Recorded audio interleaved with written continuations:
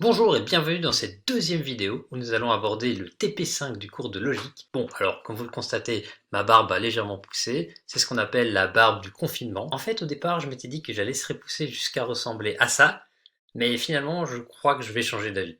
Alors, avant de commencer la vidéo proprement dite, j'aimerais bien remercier le gouvernement, car grâce à lui et à ce confinement, on a enfin trouvé une solution au problème du nombre de décès sur la route, à la pollution. Et pour finir, on a enfin un gouvernement.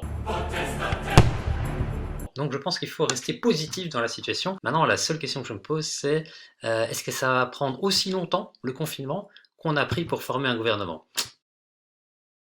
Alors, le plan général du TP se compose de 3 points. Tout d'abord, je vais faire un résumé de la logique prédicative. Je vais compenser le cours que M. Verdet n'a pas pu donner. Nous verrons un peu en détail comment est-ce que ça se présente, du point de vue syntaxique, du point de vue sémantique, tout ça quoi.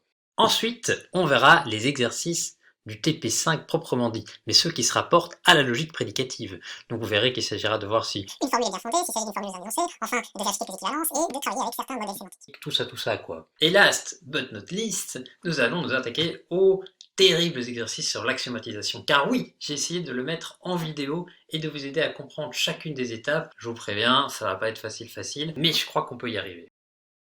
Alors, dans un premier temps, nous allons voir la logique prédicative.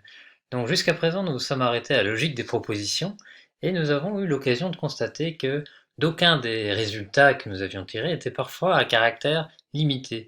La raison étant que la logique des propositions ne contenait pas beaucoup de symboles et de règles permettant d'exprimer en substance toutes les nuances qu'on peut rencontrer notamment dans le langage de la langue française et plus généralement dans les raisonnements qu'on peut tenir en langage naturel. Aujourd'hui, je vous propose de faire un rapide passage en revue des principales définitions, on va dire, et éléments fondateurs de la logique prédicative. En cela, j'espère rattraper un petit peu les cours que Peter, étant donné son état, n'a pas eu l'occasion de donner, de façon à ce que vous puissiez être en mesure de réaliser des exercices qui constitueront alors la deuxième partie de la vidéo. Donc, ce qu'il est important à noter, c'est que la logique prédicative est l'une des plus étudiées. La raison étant que, historiquement, il s'agit de la logique qui a été utilisée par Frege de manière à tenter une fondation des mathématiques. Donc, comme je vous l'avais déjà dit dans un TP antérieur, l'entreprise, malheureusement, n'a abouti à rien, en tout cas celle de Frege, parce que, in fine, Russell a constaté l'existence du paradoxe qui aujourd'hui porte son nom et qui a compromis la démarche de Frege.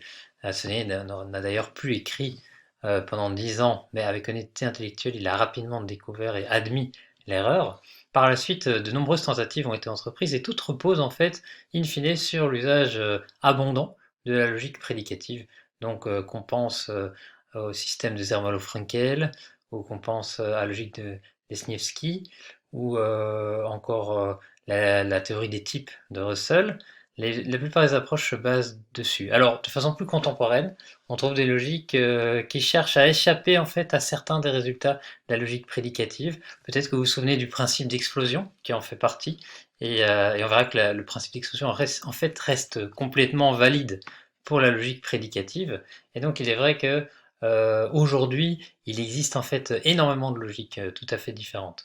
Mais ces dernières font souvent référence à la logique prédicative qui constitue un peu comme une matrice originaire à partir de laquelle il est possible d'envisager énormément de variantes. Voilà, alors je vous propose maintenant de s'interroger sur qu'est-ce que c'est fondamentalement la logique prédicative. Alors je vous rassure tout de suite, il ne s'agit pas du tout de cela.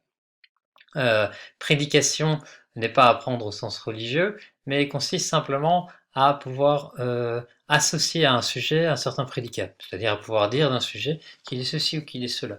Donc autrement dit, on va être en présence d'une granularité supplémentaire par rapport à la logique des propositions, parce qu'on va tout d'abord avoir des sujets, c'est-à-dire en fait des variables définies sur un certain domaine, donc pris dans un ensemble, ça pourrait par exemple être l'ensemble des nombres naturels, et chacun de ces variables vont pouvoir avoir des propriétés. Et on aimerait bien exprimer pour une variable le fait de détenir par exemple la propriété d'être divisible par 2. Donc c'est ça qu'on va pouvoir exprimer grâce à la logique des prédicats. Et donc ça ressemble davantage à ceci que l'image précédente et donner des liens évidents, comme je vous l'ai dit au départ, que ça entretient avec les mathématiques et son histoire. Donc, d'un point de vue de la syntaxe, la logique des prédicatives ajoute un certain nombre de symboles par rapport à ceux que vous connaissez déjà. Donc, très certainement, vous reconnaîtrez ici l'implication logique. En fait, tous les connecteurs logiques qu'on a vus jusqu'à présent en logique des propositions demeurent dans la logique des prédicats. Cela dit, on va donc c'est ainsi qu'on a donc l'implication et la conjonction. Mais cela dit, on va leur ajouter certains types de symboles. Tout d'abord, il y a les variables que vous voyez, y, x, qu'on retrouve un petit peu partout, et qui, comme je vous le dis, doivent être définies sur un domaine, comme par exemple les nombres. Ici, on pourrait imaginer que les variables soient définies sur, par exemple, des êtres humains. Et alors, ensuite, on a les symboles propositionnels unaires, que j'ai représentés en vert. Ça, en fait, c'est des symboles qui représentent le fait d'appartenir ou non à un certain prédicat. Donc, par exemple, si les variables sont définies sur les êtres humains, peut-être certains êtres humains sont des personnages de fiction, d'autres ne le sont pas. Et donc, on va pouvoir représenter cette propriété à l'aide d'un symbole propositionnel. Alors, on parle de symbole propositionnel unaire, parce qu'en fait, il n'y a qu'un seul argument. Le cas de symboles qui ont deux arguments, on les appellera 2R, et puis on peut avoir 3R, 4R, etc.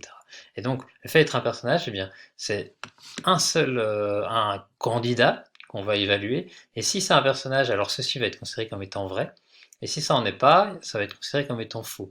Donc par rapport à la logique des propositions, c'est comme si vous étiez ici en présence d'une formule A, qui pouvait être vraie ou fausse, sauf qu'on va spécifier les conditions de vérité comme étant le fait d'être ou non un personnage. Alors ici vous avez une logique analogue, un symbole propositionnel 2R, et donc là c'est le fait d'aimer. Donc c'est est-ce que X aime Y? Si c'est vrai, alors ceci comptera comme étant vrai, sinon ça comptera comme étant faux. Et donc vous remarquez qu'il y a deux arguments et que l'ordre des arguments a de l'importance. Si on avait écrit Y et puis X, ce serait est-ce que Y aime X et non pas X aime Y. Donc c'est important dans la définition de toujours prendre garde à la manière dont vous définissez l'ordre. Et enfin, on a M ici aussi, mais alors avec les deux arguments comme étant toujours le même X et un certain conjoint de Y. Le conjoint, ça veut dire quoi? Ça renvoie à une autre forme de symbole propre à la logique des prédicats, à savoir le symbole fonctionnel. Le symbole fonctionnel, il vous prend une variable et il l'associe à une autre variable. Donc ici, ça vous prend un être humain et ça vous l'associe à un autre être humain qui se trouve être le conjoint. Et la manière dont vous construisez cette fonction est libre. Donc il s'agira d'ailleurs de doter cette phrase d'une sémantique. Tout ce que j'ai dit à propos de ce que c'est d'être un personnage, ce que c'est de aimer, ce que c'est le conjoint, c'est la sémantique qui va vous la donner. Ici, je donne en quelque sorte une sémantique naturelle qu'on pourrait associer à la phrase, mais on pourrait tout à fait conjuguer, définir le conjoint différemment, en associant, l'essentiel c'est d'associer un certain Y à son image, donc à un autre élément de l'ensemble.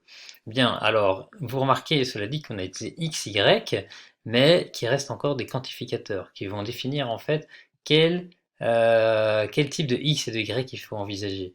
Donc on a deux types de quantificateurs, le quantificateur universel et le quantificateur existentiel. Donc vous les avez déjà vus évidemment, hein, ça fait partie des fondamentaux de mathématiques, mais donc lorsqu'on est en présence d'un quantificateur universel, ça veut dire qu'on va considérer tous les X, ça veut dire tous les individus possibles du domaine, et on va voir si la formule est vraie pour tous les X. Tandis que quand on a il existe, ça signifie qu'on va en considérer seulement un, enfin on va chercher s'il en existe au moins un qui satisfait la formule.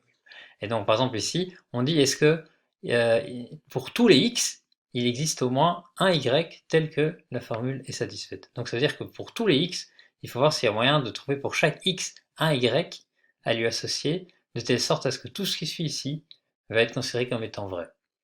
Très bien, donc avant de continuer, il faut savoir, comme j'ai dit, que dès qu'on est en présence d'une formule, et qu'on a essayé d'intuitiver quels sont les différents éléments intervenant dans les formules logiques des prédicats, eh bien il faut lui associer une sémantique. Et donc là, on quitte le registre de la syntaxe et on arrive dans le registre de la sémantique.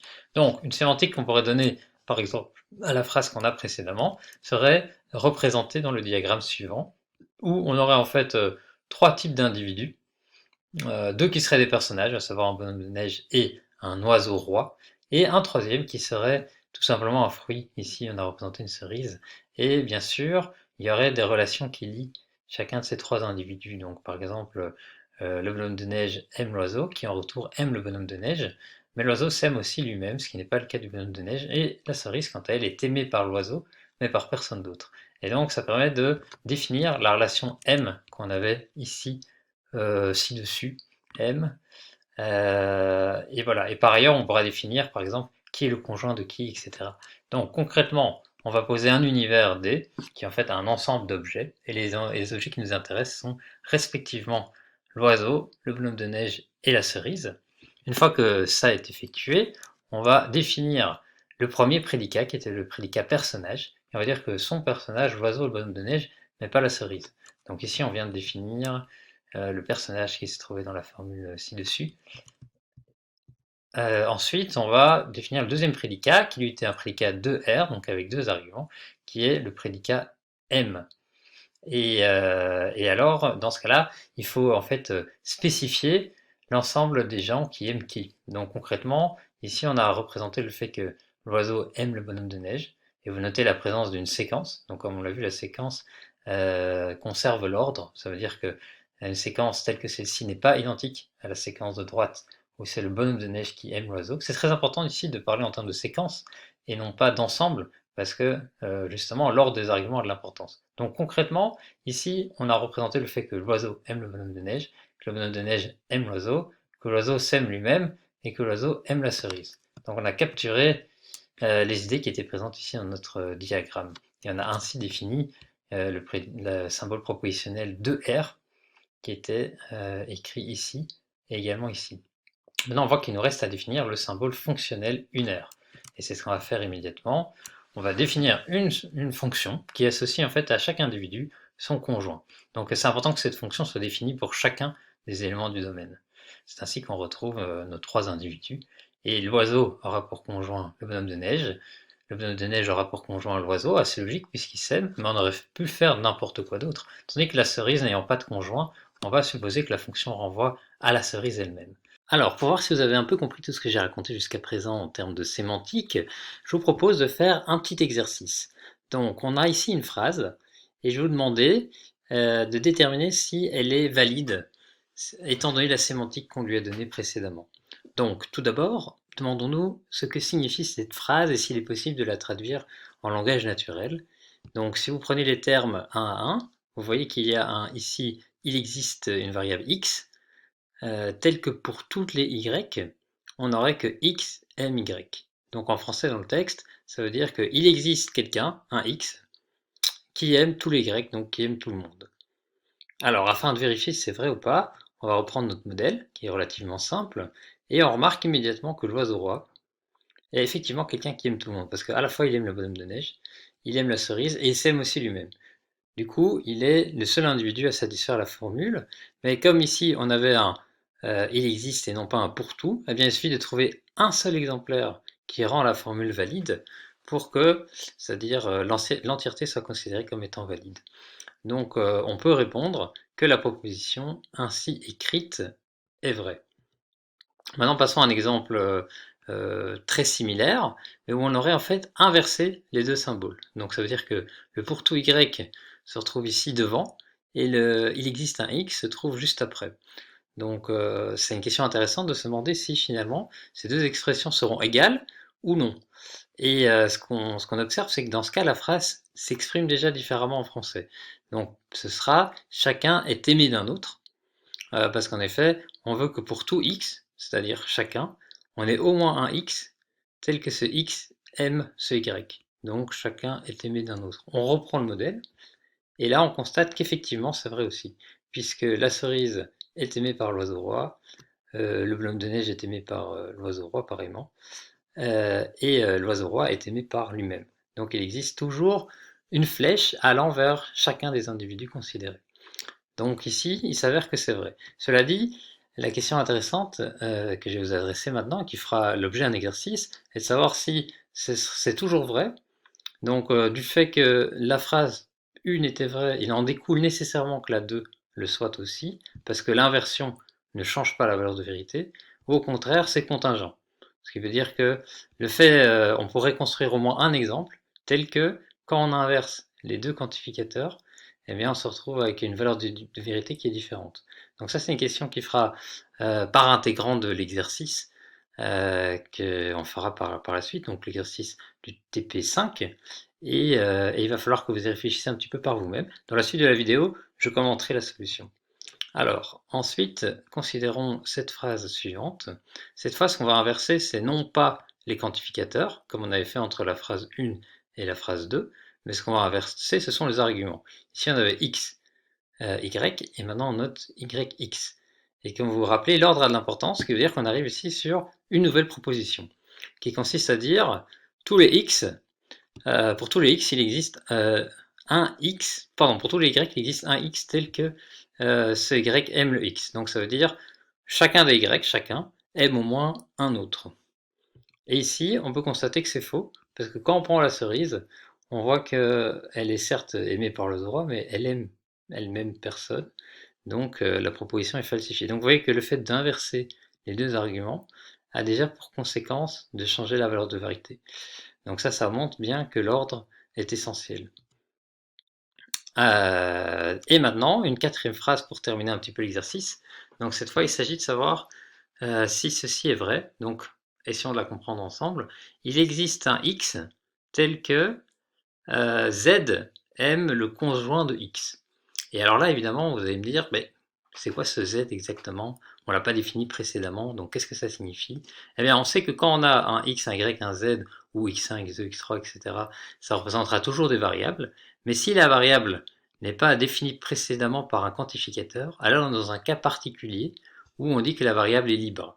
Donc ça veut dire qu'elle est en quelque sorte considérée en dehors de son contexte, et par conséquent, l'expression sans précision supplémentaire est ambiguë. Donc je vais essayer de clarifier un petit peu les idées à l'aide de la slide que vous voyez ici, et qui ne dit rien d'autre que ce que nous avons déjà suggéré, à savoir que la variable est liée si son occurrence, ici, figure dans la portée d'un quantificateur. Alors qu'il s'agisse d'un quantificateur universel ou existentiel, ça ne fait pas d'importance pour le propos qui nous préoccupe. Il suffit simplement que cette variable soit bien déjà capturée par ce quantificateur. Tandis que, en l'absence de quantificateur, la variable est considérée comme étant libre. Alors ce qui est intéressant, c'est que cette distinction finalement existe déjà dans le langage naturel. Par exemple, on pourrait considérer la phrase « il est venu ». C'est une phrase énigmatique s'il en est, pour laquelle il serait difficile de savoir de qui on parle, du moins en absence de contexte en général. Lorsque vous lisez « il est venu », eh bien il se trouve qu'il y a des phrases antérieures qui permettent de savoir qui est le « il », à moins évidemment qu'on l'ait mis en majuscule et que ça désigne Dieu, mais ce serait un cas très particulier. Et donc à ce moment-là, il faut avoir des informations supplémentaires. Et d'ailleurs, si vous deviez traduire une phrase comme « il est venu » à l'aide de la logique des prédicats, probablement vous feriez usage d'une variable libre, un z, qui en tant que telle ne serait pas définie. Donc vous voyez qu'il y a une analogie directe. Maintenant, il y a encore une dernière chose à connaître sur ce point, et puis on retourne à l'exercice en tant que tel, c'est que les phrases peuvent être soit avoir au moins une variable libre, soit ne pas en avoir. Et si une formule possède aucune variable libre, c'est-à-dire que toutes ces variables sont dans la portée d'un quantificateur, alors il n'y a aucune ambiguïté, on dira que la formule est un énoncé. Tandis que si elle a au moins une variable libre, ce sera simplement une formule. On fait une distinction entre les deux. Et alors le petit moyen mémotechnique, pour pas confondre énoncé et formule, parce que ça pourrait être une question d'examen, eh bien ça consiste précisément à se dire, ah ben dans un examen, on parle toujours de suivre les énoncés. On ne parle pas de suivre les formules.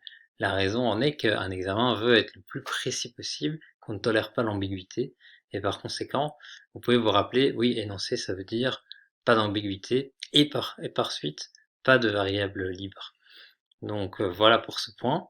Maintenant, du coup, on retourne à notre énoncé, à notre exercice, et on se demande, qui n'est donc pas un énoncé, et on se demande, il existe quelqu'un dont Z aime le conjoint. Eh bien, on va pouvoir ici se demander quelle serait la valeur de vérité de cette phrase si Z, dans le contexte, représentait l'oiseau roi. Donc on écrit si V de Z est l'oiseau roi. Alors pourquoi V de Z? Parce que vous verrez dans votre cours, si vous allez découvrir la notation un peu plus rigoureuse, que V est la fonction d'évaluation. Donc c'est une fonction qui attribue une interprétation, c'est-à-dire une valeur aux variables. Et donc ici, on notera que la valeur de Z est l'oiseau roi. Alors dans ce cas, la proposition est vraie, parce qu'en fait, effectivement, elle revient à rien d'autre que dire qu'il existe quelqu'un tel que l'oiseau roi aime le conjoint. Or, si on prend le bonhomme de neige, le conjoint du bonhomme de neige c'est l'oiseau roi, et comme l'oiseau roi s'aime lui-même, la propriété est satisfaite. Maintenant, dans le cas particulier où l'évaluation de Z c'est le bonhomme de neige, alors c'est vrai aussi, parce que ça revient à dire qu'il existe quelqu'un dont le bonhomme de neige aime le conjoint, et ce quelqu'un on pourrait prendre le bonhomme de neige lui-même, donc le bonhomme de neige aime bien le conjoint du bonhomme de neige qui est l'oiseau roi. Il y a en effet une flèche ici. Donc voilà, vous voyez que dans ces deux cas de figure, la proposition est vraie. Mais par contre, si maintenant Z était interprété comme une cerise, alors ça pourrait pas être possible, parce qu'il n'existe pas quelqu'un dont la cerise aime le conjoint, puisque la cerise n'aime personne, au vu du diagramme. Par conséquent, dans ce contexte bien particulier, la proposition serait fausse. Donc vous voyez que le fait que ce soit une variable libre, ça laisse une certaine contingence. Voilà, et bien maintenant que nous avons fait ces exercices assez simples, on peut s'attaquer à la proposition de départ, que j'ai reprise ici. C'est celle que j'avais présentée tout au début. Donc si vous vous souvenez, je renavigue, c'était celle-là. On peut la reprendre et se demander finalement est-ce qu'elle est vraie ou pas. Et pour ça, on va commencer par lui donner une interprétation en français.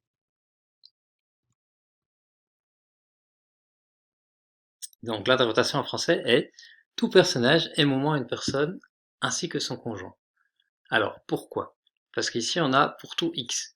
Donc, c'est-à-dire qu'il va falloir considérer tous les individus du domaine. C'est l'oiseau roi, la cerise et le bonhomme de neige dans le cas qui nous intéresse. Mais si on avait donné un autre domaine, ça pourrait être beaucoup plus d'éléments. Eh bien, dans ce domaine en particulier, il faut que pour tous les X, on ait au moins un Y qui respecte la proposition. Or, la proposition, c'est une implication. Et si vous vous souvenez bien, une implication est toujours valide lorsque l'antécédent est faux. Donc, en fait, ça vaut même pas la peine d'envisager les X qui ne soient pas des personnages. Finalement, la proposition sera toujours vraie dans ces cas-là. C'est pour ça qu'on écrira non pas tout X, mais tout personnage. Et ensuite, cette partie-ci, on va l'interpréter comme étant tout personnage aime au moins une personne, ici, il existe un Y, et le conjoint de cette personne. Donc tout personnage aime au moins une personne ainsi que son conjoint. Vous voyez un petit peu l'intuition.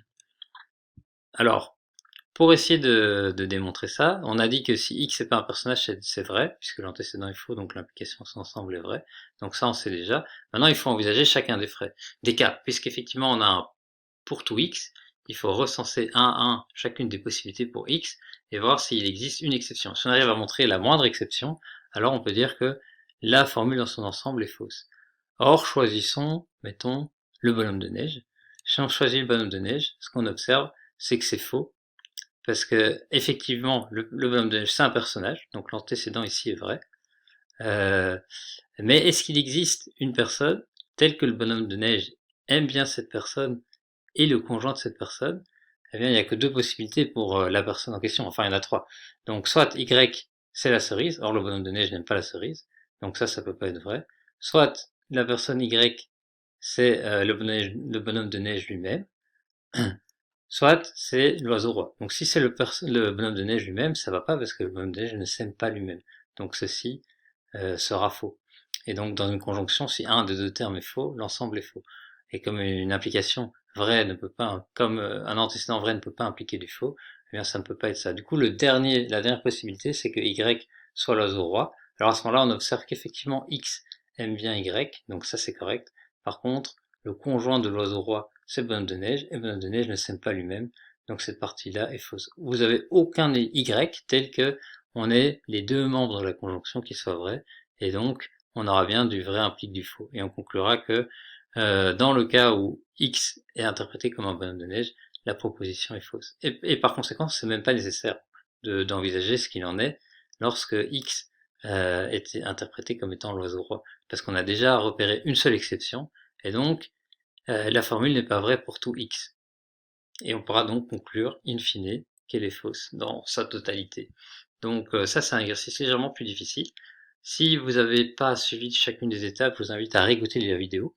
Et mieux encore, vous pouvez aller vous rendre sur Moodle, prendre l'exercice du TP5 et tenter de les résoudre par vous-même, car vous trouverez énormément d'autres exemples exploitant ce genre de logique. Vous verrez des modèles, donc des sémantiques assez sophistiqués, avec des phrases plus ou moins de cet ordre-là, et à chaque fois, vous serez amené à les interpréter en français, et puis leur assigner une valeur de vérité. Voilà qui termine pour cette introduction à la logique des prédicats. J'espère que ça vous a intéressé, et maintenant je propose de passer aux exercices en tant que tels. Avant de vous quitter, je dois encore faire une petite remarque méthodologique. Alors comme vous l'aurez remarqué, la luminosité a changé, c'est parce que j'ai pris finalement plusieurs jours à réaliser cette vidéo, mais je me suis dit que je ne pouvais pas vous laisser sur ce point théorique sans faire auparavant quelques éclaircissements concernant la notation. Donc, comme vous l'aurez constaté dans le syllabus, nous avons utilisé une notation légèrement plus lourde que celle qui figure dans cette vidéo. Et je vous ai fait ici un petit tableau qui permet de la comprendre et de voir quel est le lien entre l'un et l'autre. Donc, sur la gauche, vous avez les termes utilisés dans la vidéo et qui sont relativement intuitifs. Et sur la droite, la notation officielle du cours. Donc, par exemple, le prédicat personnage, que vous voyez ici, va être capturé par le symbole P. De façon générale, tous les prédicats seront notés P. Parfois on utilise Q et R, mais en général on privilégie P. Et alors comme il peut y en avoir finalement une infinité dénombrable, eh bien on va les indicer. Donc on va leur donner un petit numéro ici en indice pour les distinguer les uns des autres. Donc le premier prédicat on l'appellera P1, le deuxième P2, P3, P4, P5 et ainsi de suite. Ensuite vous voyez qu'il y a également un exposant et ce dernier correspond lui non pas au numéro du prédicat, mais correspond au nombre d'arguments. Donc le numéro 1 signifie que le prédicat est unaire, qu'il a un seul argument. Ici x, et le x sera représenté. Comme vous le voyez, évidemment, il n'y a pas de parenthèse qui est nécessaire dans cette notation, ce qui va avoir pour effet d'alléger quand même sensiblement les formules. Donc ça c'est quand même assez avantageux. Puisqu'on a indiqué en exposant le nombre d'arguments, eh bien il n'y a pas besoin de mettre de parenthèse. On sait que ici les premiers, mais s'il y en avait n, ce serait les n suivants éléments, font partie de l'argument du prédicat en tant que tel. Donc voyons si vous avez compris en appliquant le deuxième exemple, où on a le prédicat M avec deux arguments x et y. Comme c'est le deuxième prédicat, on lui a mis un indice 2, et comme c'est un prédicat 2R avec deux arguments, on lui a mis un exposant 2. Ne confondez pas, bien entendu, l'indice et l'argument. Ici, par pure coïncidence, il se trouve que ce sont les mêmes, mais ça aurait pu être le troisième prédicat avec un seul argument, par exemple. Donc soyez vigilants. Et comme d'habitude, pas de parenthèse. Alors ensuite, on a le conjoint, qui pour sa part est une formule, et les formules, on va les représenter avec des f. Parfois, on aura également des G et éventuellement des H, mais le plus souvent, on aura des F, et ce sera donc, selon la même logique, F1, F2, F3, F4, avec l'indice qui représente le numéro de la fonction et l'exposant qui représente le nombre d'arguments. Alors, si on accepte cette notation, on pourra réécrire la phrase qui servait d'exemple de la façon suivante. Voilà. Donc, comme vous le voyez ci-dessus. Et donc là, on a, par exemple, ici on avait le prédicat qui veut dire aimer, avec deux arguments. Et le premier argument, c'est la variable x, le deuxième argument, c'est la fonction de y. Et donc, pas besoin de parenthèses, on les indique ainsi, c'est clair par soi-même. Alors, je dois quand même faire une dernière remarque concernant l'usage des parenthèses, parce qu'en fait j'ai dû revenir sur cette vidéo pour rajouter des parenthèses, parce que l'exemple que j'avais pris initialement qui figurait sur internet, eh bien, avait fait une erreur à ce niveau-là, les sagouins. Donc en fait, je vous invite à être toujours très vigilant par rapport à cet aspect-là. Et concrètement, si on omettait les parenthèses qui se trouvent ici en orange, on se retrouvait dans la phrase ci-dessous. Et dans cette phrase-là, les choses en vont complètement différemment. Pourquoi? Parce que comme il n'y a pas les parenthèses ici et ici, ça veut dire que les quantificateurs ne s'appliquent pas à l'ensemble de la formule, mais ils vont s'appliquer uniquement au prédicat le plus proche, c'est-à-dire ils vont s'appliquer uniquement à P11 de x.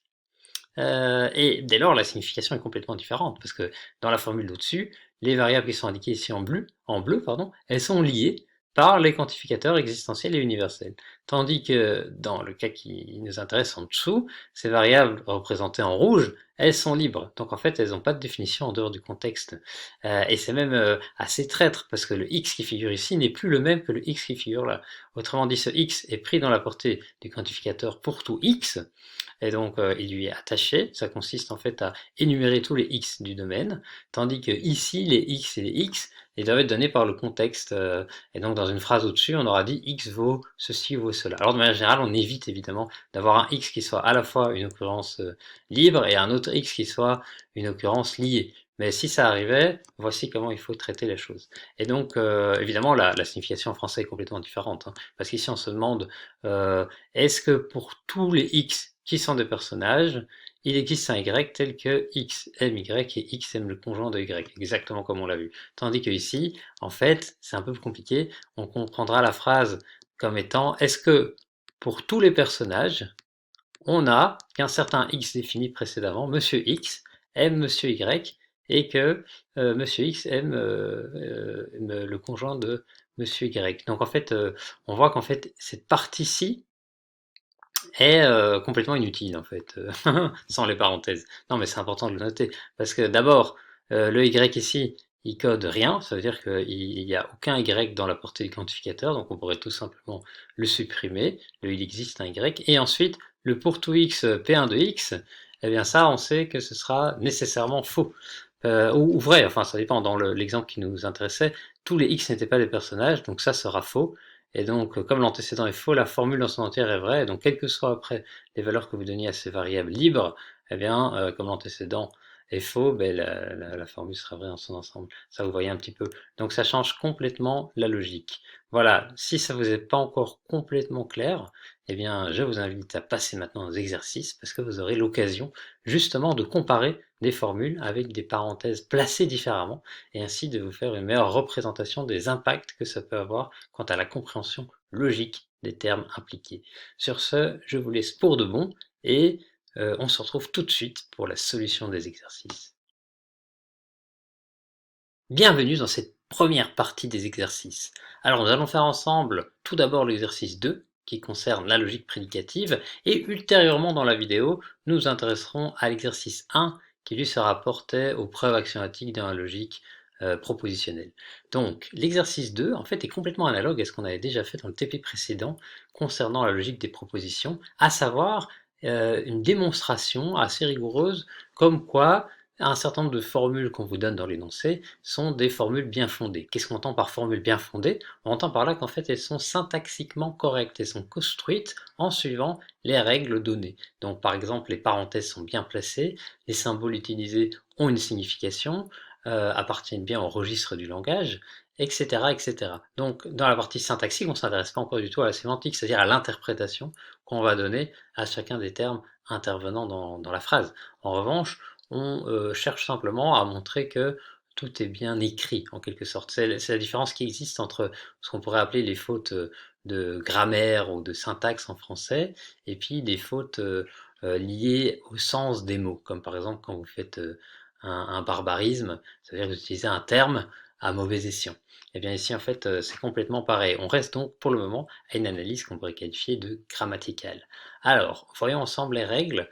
Elles sont indiquées ici. En fait, c'est une reprise de la page 48 de votre syllabus, définition 43, qui indique qu'est-ce qu'on entend par une formule du langage prédicatif, c'est-à-dire une formule bien fondée. Et on va les reparcourir ensemble. La première nous définit en fait ce que sont des prédicats. Donc, ça nous dit que si on a un certain nombre de termes, ici les termes T1 jusqu'à Tn, et qu'on a Pn qui est un symbole prédicatif, alors ici c'est indiqué pi, mais dans la vidéo précédemment je disais qu'en général on utilisait des P, hein. En fait c'est complètement pareil, et bien alors le prédicat n suivi des n termes appartiendra à L. Donc qu'est-ce que c'est un terme exactement? Eh bien on a les variables et on a les constantes. Et on a également les fonctions des variables et des constantes. Tout ça sont en fait des choses que vous pouvez placer dans vos arguments, et c'est ce qu'on va appeler donc des termes. Donc, alors ici, si vous avez par exemple 3 variables et puis une constante, et puis que vous avez un prédicat avec 4 arguments, donc un prédicat 4R, et bien alors L1 vous dit que ça appartient bien aux formule bien fondée du langage. Voilà, alors passons maintenant à la règle L2. La règle L2, eh bien, elle dit que si on a une petite variable alpha, et qu'on a deux formules A et B qui sont des formules bien fondées, alors dans ce cas, eh bien, la composition de ces formules par des connecteurs logiques, sont les règles L2A jusqu'à L2E, sont également des formules bien fondées. Donc là, c'est complètement analogue aux règles qu'on avait dans la logique des propositions. Donc la négation d'une formule, la conjonction, la disjonction, la conjonction, l'implication, la bi-implication restent bien des formules du langage. Et alors, on a ajouté quand même deux petites règles, L2F et L2G, qui concernent, quant à elles, les quantificateurs. Alors ici il y a une légère erreur, il aurait fallu dire quantificateur universel de alpha, formule A appartient à L, donc c'est une omission. Mais supposons que ce soit là, c'est vraiment un petit détail. Et ça veut dire ces deux règles que quand on a un quantificateur, une variable et une formule qui suivent, bien ça appartient bien à L. Notez que si on avait simplement un quantificateur et une variable sans formule, ce serait absolument pas fondé, ça n'aurait pas de sens. Il faut toujours qu'il y ait une formule qui suive le quantificateur, sans quoi ce serait un quantificateur en l'air, en quelque sorte en suspension dans le néant, et vous ne pourriez absolument pas le considérer comme une formule valide. Alors maintenant, la troisième règle, elle dit tout simplement que rien d'autre que ce qu'on a dit précédemment n'est une formule bien fondée du langage propositionnel. C'est bon, vous avez compris? Alors dans ce cas, je propose d'attaquer directement l'exercice. Donc, les expressions ci-dessous sont-elles des formules bien fondées? Sont-elles des énoncés? Alors, j'espère que vous vous souvenez bien de la petite nuance entre énoncé et formule. Énoncé, rappelez-vous, ça veut dire non-ambiguïté, ça veut donc dire que toutes les variables sont liées. Prenons le tout premier point à envisager. Là, qu'est-ce qu'on remarque? On remarque qu'il y a effectivement un quantificateur existentiel, il existe un z, mais il n'y a pas de parenthèse. Et donc, comme on l'a dit, s'il n'y a pas de parenthèse, ça veut dire que il existe un z se rapporte à la formule qui suit directement, c'est-à-dire non P1 de z. Mais elle ne se rapporte pas à l'ensemble de la formule ici. Et donc ça veut dire que le z qui est là n'est pas dans la portée du quantificateur existentiel, et par conséquent, ça veut dire que c'est une variable qui est, je voulais dire, qui est libre. Et comme elle est libre, eh bien, ça ne peut pas être considéré comme un énoncé. Donc d'emblée, on peut dire déjà que c'est pas un énoncé. Malgré tout, est-ce que c'est une formule? Ça veut dire, est-ce que finalement la construction ici suit les règles qui sont là? Ben, instinctivement, on a l'impression que tout est bien. Vous remarquez que là, on a P sans indice, parce qu'on n'a qu'un seul prédicat. Si on avait eu deux prédicats, on aurait pu indiquer P1, P2. Mais c'est quand même légèrement ambigu parce que c'est pas le même P. Hein. Ici, c'est un P qui se rapporte à un seul argument, et ici, c'est un P qui se rapporte à deux arguments. Mais si nonobstant ces petites remarques on va dire de notation, eh bien la formule est complètement bien fondée. Et pour le montrer, on va simplement reprendre le solutionnaire et parcourir les étapes ensemble. Donc dans le solutionnaire, vous voyez, on commence par faire un certain nombre d'observations. Notre formule est là. Et donc première observation, c'est que A est une constante du langage prédicatif. A, effectivement, ça représente toujours les constantes. Donc ne pas confondre les constantes et les variables. Les variables, ce sont, comme leur nom l'indique, des symboles qui sont susceptibles de prendre différentes valeurs, donc correspondant à votre domaine de définition. Donc si notre domaine c'était le bonhomme de neige, l'oiseau roi et la cerise, la variable peut prendre une de ces trois valeurs, tandis que la constante c'est un élément du domaine qui est fixé. Donc par exemple A ça pourrait être la cerise, et donc cette constante n'est pas amenée à prendre d'autres valeurs que celle de la cerise. Et bien sûr, c'est votre sémantique qui va définir quelle est la valeur des constantes. On peut avoir une sémantique qui définit A comme étant la cerise, une autre sémantique, un autre modèle, disons, qui va définir A comme étant l'oiseau roi. Donc ne confondez pas l'un et l'autre. Par contre, ce qu'on peut dire, c'est que les constantes, comme les variables, toutes les deux, ce sont des termes. Donc ça, c'est la définition 42.1 de votre syllabus. Donc ça, ce sont les deux premières observations. Par ailleurs, on observe aussi que P1, c'est un symbole prédicatif unaire, et P2, c'est un symbole prédicatif 2R. Et donc, si on fait la jonction entre la remarque numéro 4 et la remarque 1 et 2, eh bien, P2, c'est un symbole prédicatif 2R, et A et Z, ce sont tous les deux des termes. Donc, en vertu de la règle L1 qu'on avait citée précédemment, eh bien, ceci appartient bien à L. Donc, je rappelle la règle L1, au cas où ce ne serait pas complètement clair. Elle était là, elle dit si on a des termes et puis qu'on a un prédicat de ces termes, en nombre qui correspond à l'indice, alors tout ça, ça appartient bien à L. Et c'est ce qu'on a ici. Donc, ceci appartient à L. Ensuite, on fait pareil avec le prédicat 1R, en prenant la ligne 6 et l'observation 2 comme quoi z est bien un terme, on retrouve en vertu de la règle L1 que P1 de z appartient bien à L. Ensuite, on va prendre la négation de P1 de z et utiliser cette fois la règle L2A, qui dit que la négation d'une formule bien fondée est une formule bien fondée. Dans l'étape 8, là, on va prendre cette fois la formule concernant le quantificateur existentiel, qui dit que un quantificateur existentiel d'une variable d'une formule bien fondée est elle-même une formule bien fondée.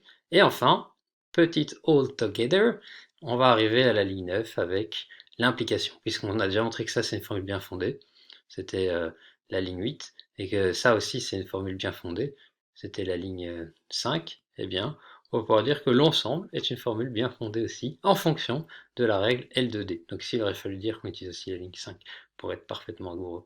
Voilà, et donc à ce moment-là, vous avez une démonstration de la validité syntaxique de votre écriture. Donc très bien. J'espère que ça c'est assez clair.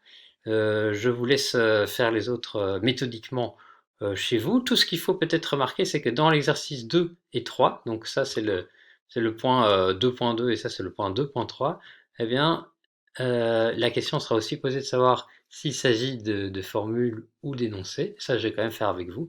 Eh bien ici on aura une formule mais pas un énoncé. La raison en est qu'on a un y et que ce y n'est dans la portée d'aucun quantificateur, puisqu'ici on a un quantificateur universel mais qui code pour x et non pas pour y. Donc cet élément-là, il sera isolé en quelque sorte et considéré comme étant libre. Et ici, il s'agit par contre bien d'un énoncé, parce que vous voyez qu'il y a trois quantificateurs qui codent pour trois variables, x, y, z, qu'on retrouve ici dans l'ensemble de la formule. Et donc il n'y a aucune variable qui est en dehors de la portée d'un quantificateur, donc il s'agit bien d'un énoncé. Voilà, donc en fait vous avez, pour conclure, ceci qui n'est pas un énoncé, ceci qui est un énoncé, et ceci qui n'est pas non plus. Alors oui, ici il y a une erreur parce que dans le solutionnaire il est marqué que ça est un énoncé. Donc il faudrait que je change de solutionnaire, mais le problème c'est que comme d'habitude j'ai pas accès au document source qui est dans l'ordinateur de mon bureau. Donc faites abstraction de cette ligne, je la barrerai de manière à ce que ce soit clair et tout ira pour le mieux. Voilà, maintenant je propose de passer à l'exercice suivant. Attaquons-nous maintenant, si vous le voulez bien, à l'exercice 3. J'espère que vous êtes toujours en forme et que vous n'êtes pas endormi. Donc, voyons ensemble, l'exercice 3 consiste en fait à vérifier ou à invalider des équivalences logiques.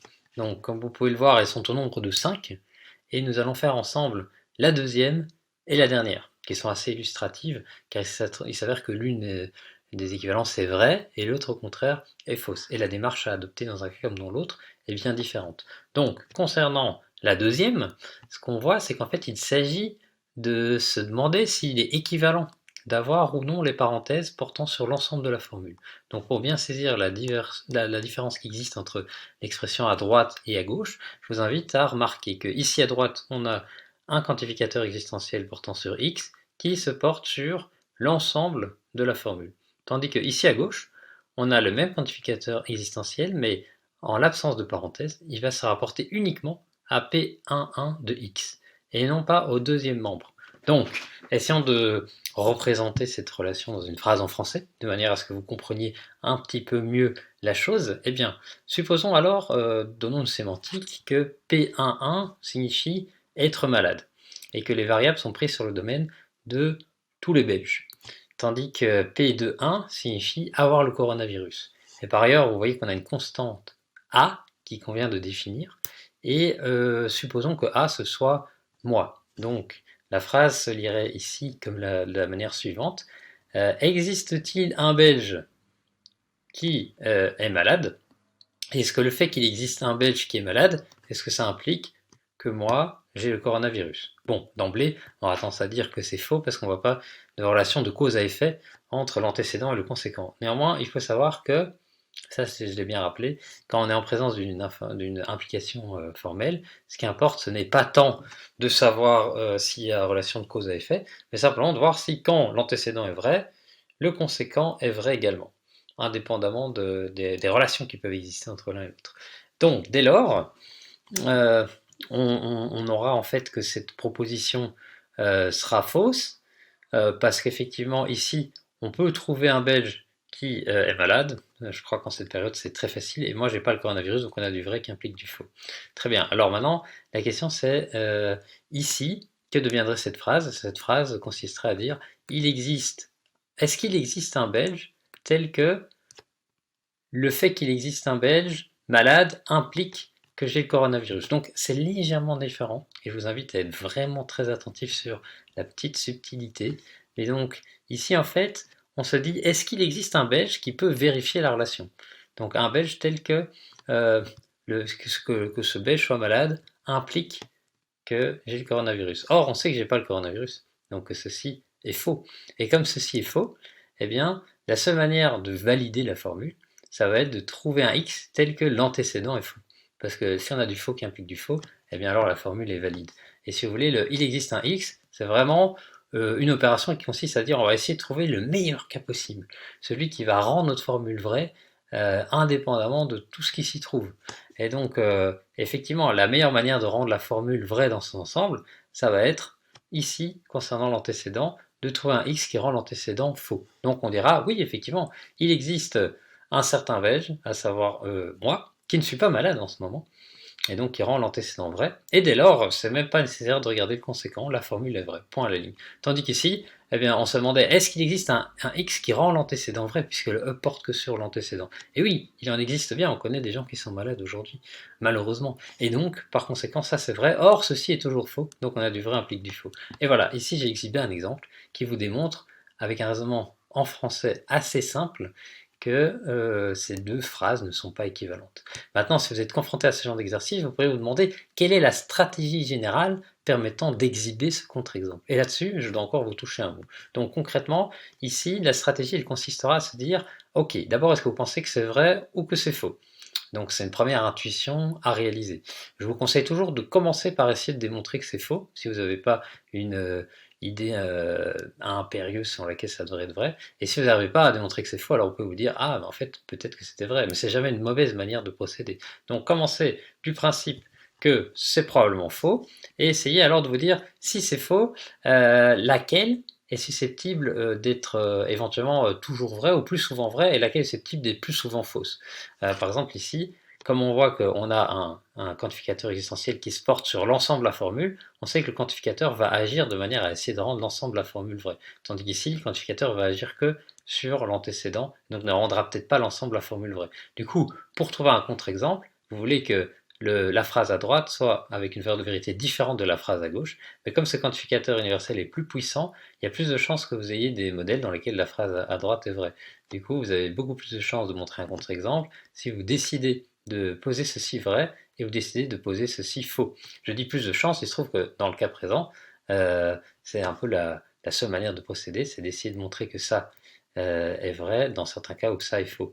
Mais bon, si vous aviez une phrase plus compliquée, évidemment, plein de cas de figure sont envisageables, donc essayez toujours simplement de vous demander quelle est la phrase qui sera plus souvent vraie, entre guillemets, et celle qui est plus susceptible d'être faux. Et donc essayez de raisonner de la manière suivante. Et à partir du moment où on s'est dit, ok, celle-ci, il y a beaucoup de chances que quand elle soit vraie, celle-ci ne soit pas, et bien alors, je vais essayer de me dire quel exemple je peux exhiber qui va rendre ceci faux, tout en gardant cela vrai.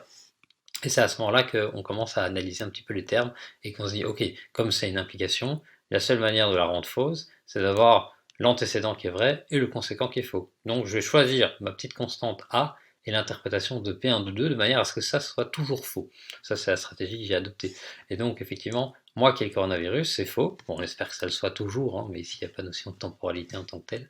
Et donc, effectivement, comme ça, ce sera faux, eh bien alors, il s'agit simplement de prendre ici un prédicat tel qu'il existe au moins un X qui le satisfait, comme un Belge est malade. Ça, c'est complètement raisonnable. Et alors, on se retrouve avec notre formule qui est fausse. Et ici, eh bien, comme il existe est plus puissant, et que notre formule admet aussi des X qui ne sont pas malades, eh bien, on exhibera le X qui n'est pas pour rendre ceci vrai. Donc, entre guillemets, ici, je me suis dit, et première étape, on va supposer que c'est faux. Deuxième étape, on va trouver un cas dans lequel ceci qui est plus puissant est vrai, tandis que ceci sera faux. Troisième étape, comment le procéder? Eh bien, en prenant toujours un conséquent qui est faux, puisque ce sera la seule manière de falsifier l'ensemble de l'implication, et en prenant ici comme conséquent un prédicat qui peut être tantôt vrai, tantôt faux. Comme ça, dans ce cas-ci, eh bien, on va avoir un X qui rendra la chose vrai, tandis que dans ce cas-ci, on prendra un x qui rendra ce prédicat faux. Voilà, donc j'espère que ça clarifie un petit peu la démarche. Sur ce, je vous propose maintenant de s'attaquer au tout dernier exercice. Donc le dernier exercice, il est un petit peu différent. Cette fois, on ne s'intéresse plus à savoir si l'ordre, enfin la présence des parenthèses modifie la valeur de vérité. Cette fois, la question qui nous intéresse, c'est est-ce que il existe une relation entre le quantificateur pour tout, donc le quantificateur universel, et le quantificateur au moins 1, c'est-à-dire le quantificateur existentiel. Et donc on se demande si il est équivalent de dire il n'existe aucun x qui satisfait le prédicat P1, ou de dire tous les x ne satisfont pas le prédicat P1.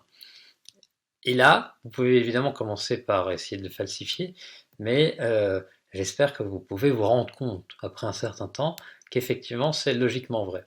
Donc ici, évidemment, on pourrait avoir une définition, enfin une démonstration, pardon, rigoureuse, et c'est d'ailleurs le cas alors dans le syllabus, malheureusement, je ne sais pas s'il le fait. Je ne crois pas qu'il le fait dans le syllabus, mais je peux vous donner des références, parce que moi-même, quand j'ai étudié la logique, on a vu ce genre de démonstration de façon rigoureuse. Ici, vous pouvez utiliser un raisonnement en français qui montre que vous avez compris, et ce sera complètement admissible à l'examen. D'ailleurs, de manière générale, lorsque vous êtes face à une question d'examen, vous avez toujours le choix entre recourir à une explication rigoureuse en termes de notation ou une explication en français. Pour ma part, ce sera équivalent, mais ce qui importe, c'est que le raisonnement soit rigoureux. Donc, je ne suis pas très regardant de la notation en tant que telle. Évidemment, il faut éviter d'écrire des erreurs, mais vous avez toujours le choix entre l'écrit en français ou l'écrit en langage mathématique. Maintenant, ce que je vous conseille, c'est d'aller toujours vers une solution hybridée, parce que si vous écrivez tout en langage mathématique, en général, vous perdez en rigueur dans la mesure où on ne comprend pas nécessairement le tenant et les aboutissants de chaque étape. Donc c'est déconseillé. Quand on fait des études en mathématiques, eh bien en général, en première année, on nous apprend à écrire en français, parce qu'il y a peut-être une tendance à oublier de mentionner rigoureusement les tenants et aboutissants du raisonnement. Mais inversement, si vous écrivez tout en français, vous allez perdre beaucoup en précision, et donc vous pourrez commettre des erreurs de rigueur. Le lecteur pourrait être confronté à une ambiguïté dans votre formulation. Donc je vous conseille de toujours utiliser les deux. Ici néanmoins, si vous me faites un petit raisonnement en français clair, en utilisant les symboles de façon appropriée, mais il n'en faudra pas beaucoup, eh bien vous pourrez me démontrer ça de façon complètement satisfaisante. Donc ce qu'il faudra dire, c'est que en fait, d'un point de vue logique, dire que il n'existe aucun x qui satisfait x, ça peut être vrai que si pour tous les éléments de votre domaine, eh bien, on n'a jamais la propriété P1 de 1 qui est satisfaite. Donc autrement dit, dire qu'il n'existe aucun x qui satisfait la propriété, c'est la même chose que de dire que tous les x ne satisfont pas la propriété. Donc ici on est face à une équivalence stricte. Et une simple phrase en français comme cela suffira amplement. Voilà, donc ça clôture l'exercice 3. Maintenant je vous propose de passer à l'exercice 4. Nous voici arrivés ensemble au dernier exercice portant sur la logique des prédicats, l'exercice 4. Alors, dans ce type d'exercice, qui est vraiment un grand classique de questions d'examen, vous avez un modèle, c'est-à-dire une sémantique, qui est amplement définie, et on vous demande de vérifier un certain nombre de propositions indiquées ici en dessous. Donc, la question consiste à savoir si, étant donné le modèle qu'on va voir ensemble, les propositions suivantes sont vraies ou fausses.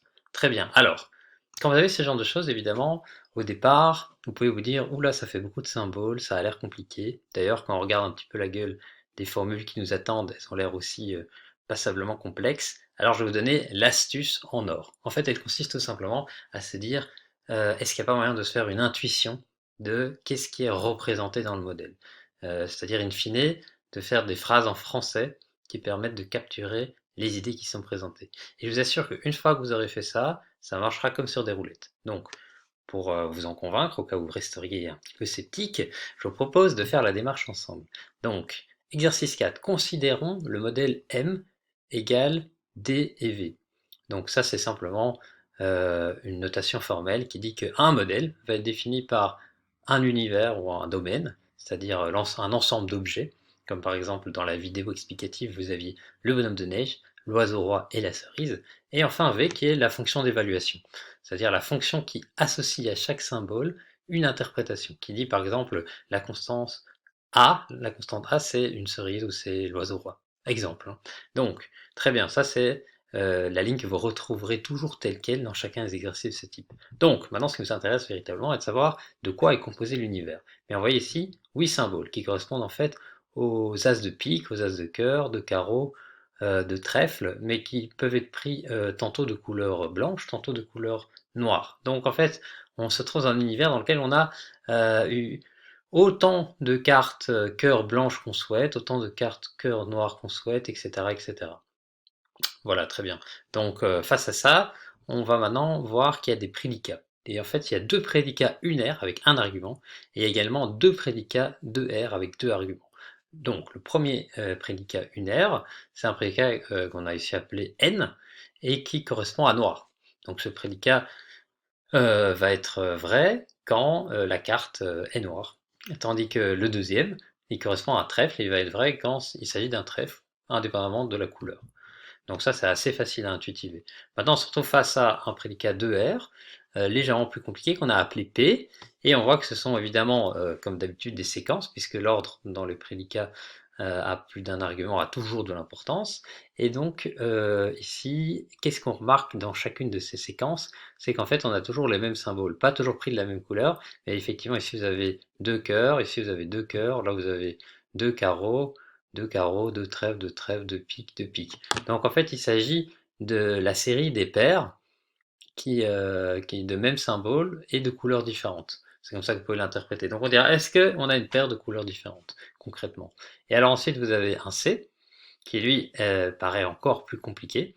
Mais si vous le regardez attentivement, vous voyez qu'il y a quand même un point commun, c'est que dans toutes les combinaisons, vous avez toujours d'abord un cœur de couleur blanche ou noire. Mais en fait, il s'agit de toutes les combinaisons qui présentent un cœur en première position. Donc le C pourrait valoir pour cœur.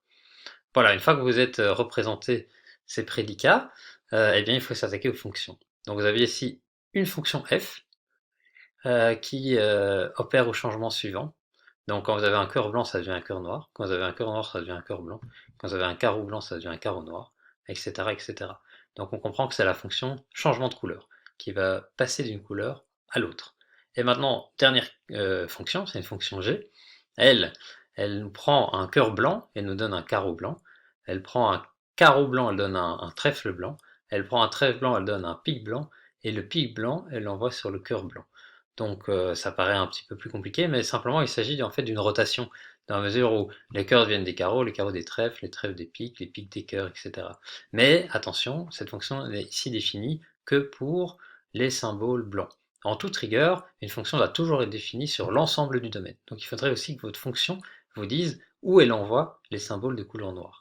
Ici, à l'examen, je verrai à pas faire ça, mais ici c'est une sorte de notation simplifiée. Et donc les symboles qui ne figurent pas dans le tableau, c'est la relation identité. Donc si on applique à cette fonction un symbole noir, eh bien rien ne se passe.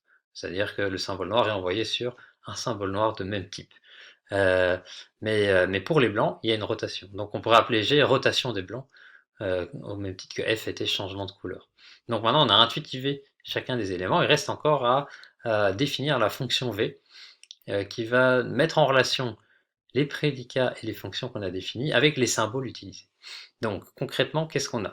Eh bien, on voit qu'on a d'abord un certain nombre de constantes. Donc les constantes c'est A, B, C, D, E, et qui vont correspondre aux symboles que vous voyez ici. Donc la fonction V va poser que A est égal au cœur blanc, B au cœur noir, C au carreau blanc et D au carreau noir. Et puis après on a pareil, E pour le trèfle noir, F pour le trèfle blanc, G pour l'as de pique noir et H pour le pique blanc. Donc voilà, ici on a en fait finalement un symbole qui correspond à une constante, pardon, qui correspond à chacun des symboles disponibles. Cela dit, on aurait tout à fait pu faire une interprétation dans laquelle l'ensemble des constantes était associé au symbole du cœur blanc. Il n'y avait absolument aucune objection à ça. Maintenant, c'est évidemment commode de se dire on va avoir une constante qui va représenter chacun des symboles. Alors, ensuite, il faut également utiliser notre fonction d'évaluation concernant les symboles prédicatifs et fonctionnels. Donc, vous voyez qu'on a ici un P, un Q, et un autre P et un autre Q, un avec un argument, et puis ici ceux avec deux arguments, et ça correspond à nos quatre prédicats. qu'on avait défini ici, donc n, t, p et c. Et c'est ainsi que la fonction dit que le prédicat p a un argument, il va renvoyer à n, donc être noir. Celui q a un argument, va renvoyer à t, c'est-à-dire être un trèfle. Et les p2 et q2 vont renvoyer respectivement à être une paire. C'était une paire de couleurs différentes, si je me souviens bien. Donc oui. Ou alors avoir un cœur en première position indépendamment de sa couleur. Voilà, et alors pour les fonctions, pareil, on a un petit f1, et ici, alors là, il y a une petite erreur, ici, ça doit être un petit g1, vous verrez que dans les formules, c'est bien le symbole g. Eh bien, la fonction nous dit que le petit f1 est associé à la fonction f qu'on avait définie ici, et les petits g1 sont associés à la fonction g qu'on avait vue ici. Voilà, donc maintenant, tous les termes étant définis, on va pouvoir s'attaquer au cœur du problème. Donc, le point A, c'est une formule du type pour tout x, existe-t-il un y tel que P2 de f1 de g1 de x et de y est vrai? Ok, quand vous voyez ça comme ça paraît un petit peu barbare. Pourtant, si on agit de manière méthodique, il est facile de se faire une bonne intuition du problème. Donc concrètement, ce qu'il faut d'abord voir, c'est comment est définie la formule ici présente. Donc vous voyez qu'en fait, il s'agit d'un prédicat avec deux arguments. D'où la question, quels sont ces deux arguments? Eh bien, en fait, vous avez comme argument x et y. Mais attention, parce que le x est pris dans une fonction g1, qui à son tour est prise dans une fonction f1. Donc il faut lire la chose de la manière suivante. Le prédicat P2 s'applique comme premier argument à f1 de g1 de x, c'est-à-dire le x auquel on a fait subir une fois la fonction g1, et puis on a encore fait subir le résultat une fois à la fonction f1, et le deuxième argument, c'est le y. Donc maintenant, si on essaye d'exprimer ça dans une phrase en français, ça va donner quelque chose de la sorte. Donc, pour toute carte x, existe-t-il une carte y telle que, lorsque la carte x, on lui a fait subir une rotation et un changement de couleur, elle forme une paire de couleurs différentes avec la carte y? Voilà la question qui est posée. Et donc, là, je ne sais pas si vous avez déjà une intuition d'emblée concernant la solution à apporter, mais pour y répondre, il suffit simplement d'être assez méthodique. Parce que ce qu'on veut, c'est que ça doit être vrai pour tout x, mais qu'il doit exister seulement un y pour lequel la relation est satisfaite. Et donc, on ne sait pas exactement ce que va donner la fonction ici, x de g1 de f1. Mais ce qu'on sait, c'est que ça va donner une carte, nécessairement. Et or, n'importe quelle que soit la carte que vous avez, vous pouvez toujours faire avec cette carte une paire de couleurs différentes. Il suffit simplement de choisir y judicieusement. Donc par exemple, si le résultat de l'application de vos deux fonctions ici, ça vous donne un cœur noir, eh bien vous prendrez le cœur blanc et vous aurez ainsi votre paire de couleurs différentes qui correspondra cœur noir, cœur blanc ici. Donc voilà, donc en fait, étant donné votre prédicat P, quel que soit le premier élément, vous pouvez toujours choisir un deuxième élément tel que on va se trouver dans l'ensemble défini par le prédicat P. C'est comme ça que vous pouvez justifier. Voilà, et c'est assez intuitif, hein. On vous donne une carte au hasard, vous pouvez trouver une autre carte qui va permettre de faire une paire avec. Donc voilà, ça c'est pour la réponse. Du coup, vous savez que c'est vrai, quel que soit les x. Et pour le justifier, eh bien, vous pouvez vous référer au solutionnaire. En fait, une phrase en français méthodique avec quelques notations suffira amplement. Il suffit de me convaincre que vous avez compris que pour chacun des cas possibles, la paire sera toujours réalisable. Très bien, donc vous voyez bien que le fait d'avoir expliqué la signification de la phrase en français, ça a sensiblement simplifié l'exercice. Donc de manière générale, comme l'examen pratique est orienté aux philosophes, évidemment les mathématiciens peuvent participer, mais ce sera alors facultatif pour eux, eh bien il va de soi que les exercices de développement technique sont assez limités. Donc en fait, en général, vous aurez toujours une astuce pour bien vous en tirer. Et d'ailleurs, nous allons voir sur ce les deux exercices suivants. Donc, exercice B, cette fois nous sommes confrontés à la formule suivante. Et on va voir qu'il y a en fait deux réponses que l'on peut apporter. La première sera qualifiée de rapide, la seconde en revanche est un petit peu plus fastidieuse mais aussi beaucoup plus précise. Donc la réponse rapide consiste à réaliser qu'en fait ici on est en présence d'une variable libre. C'est le x qui se trouve dans le terme à droite de la conjonction, disjonction pardon. En effet, on voit bien que le x ici n'est pas pris dans la portée du quantificateur universel. Et par conséquent, on ne peut pas répondre en fait à la question dans l'absolu parce que ce n'est pas un énoncé et qu'il y a une ambiguïté. Donc la réponse rapide consistera à dire on ne peut pas répondre, tout simplement. Mais vous vous doutez bien qu'à l'examen, ce ne serait pas complètement suffisant, donc je prendrai en fait les mesures nécessaires pour vous stipuler ce qu'il faut faire en présence de variables libres. Une première possibilité, c'est que je vous dise discuter chacun des cas possibles. Une autre possibilité, c'est que je vous dise si la variable est libre, eh bien considérez que sa valeur est un tel. Et donc c'est à vous à identifier si elle est libre ou pas. Donc on en vient maintenant à la deuxième réponse qui est plus élaborée et qui va consister en fait dans le cas présent à discuter chacune des possibilités. Donc comme on est face à une disjonction, eh bien on réalise que si le terme de droite est vrai, il est même plus nécessaire de regarder le terme de gauche et on peut s'arrêter là. Or qu'est-ce qui rend le terme de droite vrai? Eh bien on est face au prédicat Q1, ce qui signifie en fait être un trèfle. Donc dans le cas particulier où la variable libre est un trèfle, eh bien la formule est vraie. Parce qu'effectivement Q1 renvoie à T, et T, c'est ici, il contient les deux trèfles. Donc ça, c'est une première réponse possible. Cela dit, on peut envisager maintenant les cas dans lesquels la variable libre n'est pas un trèfle. Et dans ce cas-là, on est obligé de se référer au terme de gauche et d'essayer de le décortiquer, ce qu'on va faire ensemble immédiatement.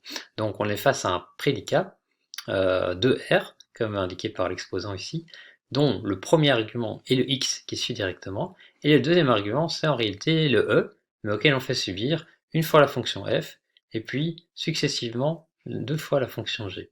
Donc le e, il était associé grâce à la fonction d'évaluation à un trèfle noir, et quand on lui fait subir la transformation f1, ça devient un trèfle blanc, puisque vous voyez bien ici que le trèfle noir devient un trèfle blanc. Ensuite, quand on a un trèfle blanc et qu'on lui fait subir une fois la fonction g, on arrive à un pic blanc, et si on lui fait subir une deuxième fois, eh bien on a un pic blanc et on arrive à un cœur blanc. C'est ainsi qu'on peut dire que le deuxième argument en fait de cette proposition, c'est un cœur blanc. Et donc, en fait, ça peut dorénavant s'interpréter de la manière suivante. Exister une carte X telle que X forme une paire avec un cœur blanc en deuxième position. Et là, au même titre que pour la première question, il était immédiat que la réponse était positive, ici, immédiatement, on peut voir que la réponse sera négative et il suffit d'exhiber un contre-exemple. Donc il suffit de prendre un X tel qu'il ne forme pas une paire avec un cœur blanc en deuxième position. Et donc, vous voyez ici l'ensemble des paires admissibles. Et bien, si on prend, par exemple, on a le cœur blanc en deuxième position, on voit que la seule possibilité, c'est qu'il faut avoir un pic noir en première position. Donc si on prend un X qui n'est pas un pic noir, comme par exemple un trèfle blanc, eh bien, on a falsifié l'énoncé. Et on arrive donc à la conclusion que ceci est faux. Et comme ceci est faux, eh bien, si notre variable X libre n'était pas un trèfle blanc ou noir, eh bien dans tous les autres cas de figure, on sait que la formule sera fausse. Et ça clôture le point B. Donc maintenant, je vous propose de passer au point C. Ici, on est face à une formule qui, à premier égard, disons-le haut et fort, est complètement barbare. Et d'ailleurs, je vous rassure, quand vous êtes face à ça, c'est qu'il y a toujours un moyen un petit peu intelligent de court-circuiter l'exercice dans tout son aspect fastidieux, voire même retors. Et donc c'est évidemment pour ça que j'ai moi-même volontairement créé une formule compliquée, c'est pour vous inviter à vous dire, ok, en fait, on peut observer deux choses. D'abord, c'est que ici, les variables x et y, qui sont prises dans le quantificateur universel, elles se rapportent qu'à l'antécédent, parce que le conséquent ne présente pas ici de quantificateur, et on n'a pas mis de parenthèse, permettant d'élargir la portée des quantificateurs à l'ensemble de la formule. Dès lors, on peut répondre comme au point B, qu'on n'est pas en présence d'un énoncé qui a ambiguïté et que par conséquent on ne peut pas répondre à la question de façon univoque. Mais ce que je vais vous proposer de faire avec moi maintenant, c'est de discuter chacun des cas possibles. Bien sûr, on ne va pas tous les énumérer parce que si on voulait chacun des cas possibles pour x et y, nos variables libres, eh bien on se retrouvait vite à 8 fois 8 possibilités parce qu'on pourrait avoir x qui a un cœur blanc et puis y qui a un cœur blanc, et puis X qui a un cœur noir, et Y qui a toujours un cœur blanc, etc. etc. Donc ce serait pas mal. Donc maintenant, ce que je vais vous proposer, c'est de se dire, eh bien, on est face à une implication, et donc dans ce genre de formule, il suffit déjà de regarder l'antécédent, parce que si l'antécédent est faux, la formule dans son ensemble sera vraie nécessairement, et il sera donc plus du tout nécessaire de regarder tout ce qui se passe à droite ici. Or, pour que l'antécédent soit faux, comme l'antécédent présente une conjonction, il suffit qu'un des conjoints soit faux. Alors, prenons par exemple le premier, celui qui se trouve à gauche ici, et regardons s'il ne se trouverait pas par hasard qu'il soit faux. Je dis bien par hasard avec des guillemets, car vous savez bien que c'est moi qui ai créé l'exercice. Eh bien, voyons ici, on a P de 2, qui correspond au prédicat pair, et donc ça se lit, est-ce que pour toute carte x et y forme une paire? Eh bien évidemment non, on peut facilement trouver un contre-exemple. Il suffit par exemple de prendre x qui serait, mettons, un cœur blanc, et de prendre y qui serait un pic blanc. Et donc on vérifie très facilement que si le premier élément est un cœur blanc, la seule possibilité c'est que le deuxième doit être un cœur noir. Donc si on prend un pic blanc, ça ne figure pas dans l'ensemble P, et par conséquent c'est faux. Et donc on a prouvé ici que l'antécédent est faux, et on en conclut que l'ensemble de la formule est vrai. Et à partir de là, quelles que soient en fait les valeurs associées aux variables libres ici présentes. Donc voilà, ça clôture l'exercice sur la logique prédicative. Maintenant, dans une dernière partie, nous allons nous intéresser à l'axiomatique pure. C'est-à-dire qu'on va reprendre en fait l'exercice 1 du TP5, mais qui concerne, lui, la logique des propositions. Et je vais tenter de vous donner une preuve axiomatique pure de la manière la plus claire possible.